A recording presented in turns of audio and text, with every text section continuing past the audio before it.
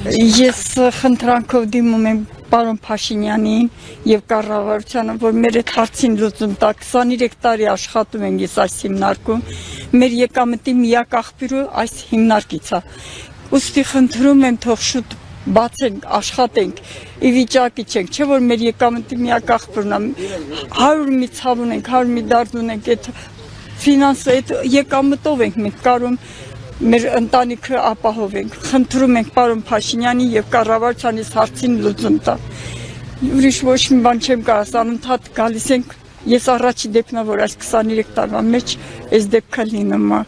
Կներեք, ուրիշ էլ ինչ կարամ ասել, ցավը տանը։ Ձեր եկամտի միակ աղբյուրն է միշտ միշտ սրանով է 23 տարի։ Մեր շեֆերը միշտ ժամանակին աշխատավարձերը տվել են, մեր բանվորներից նկատմամբ հարգալից են եղել։ Ուղղակի պարոն Փաշինյան, եթե հնարավոր է, եթե լսում եք, խնդրում ենք ուղղակի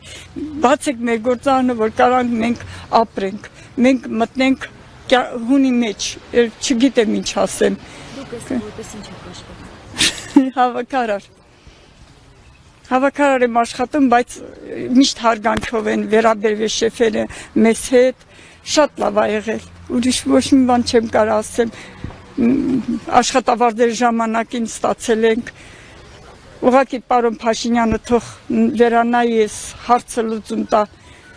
այդքան մի բան եմ խնդրում, ուրիշ ոչ մի բան, կներեք։